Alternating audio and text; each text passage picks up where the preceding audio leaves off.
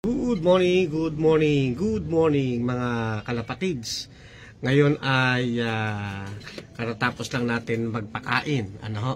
Merong kaibigan na pumasyal at nagtatanong, ano daw ba yung dahon na nakita nila o nakikita nila doon sa ating ipinapatuka. Halika't silipin po natin kung ano ba yung sinasabi nilang dahon na yan. Kita ko po sa inyo, yan, kahalo ko lang po yan, tapos na po yung bistayin. Binibistay po kasi namin yan para mawala yung tawag dito. Kumisa kasi may mga kuto doon sa pagkain ng kalapati. Tsaka yung mga parang mga bukbok. Yan. Pagkatapos namin pong bistayin, yan, tapos hinahalo ko na po yan, hinahaluan ko na ng ibang uri naman ng patuka para sa breeder. Ngayon tinatanong nila, ano ba yung dahon nakikita nila? Ito, katulad nito. Yun.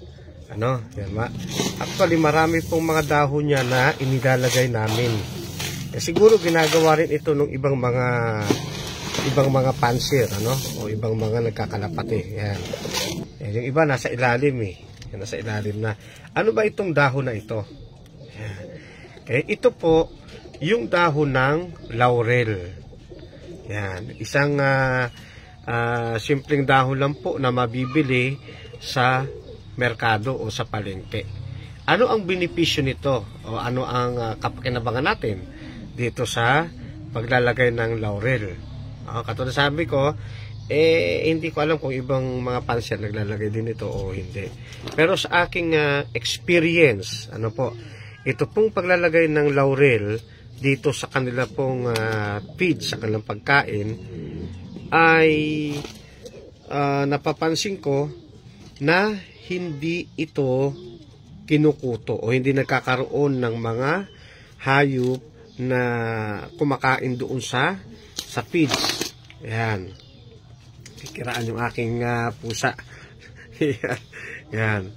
So, dahil dito, hindi nagkakaroon ng mga kuto-kuto o mga gumagapang-gapang doon sa pagkain ng ating kalapate.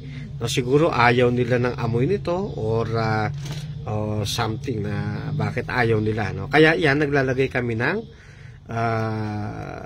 laurel sa kanilang pagkain.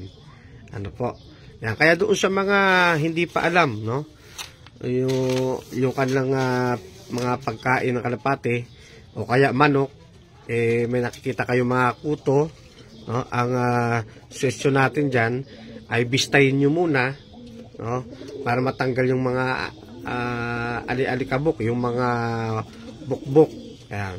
Pati yung mga makita nyo mga kuto, para maalis na rin yung iba. Tapos lagyan nyo po ng laurel. Mga mura lang naman laurel sa palengke.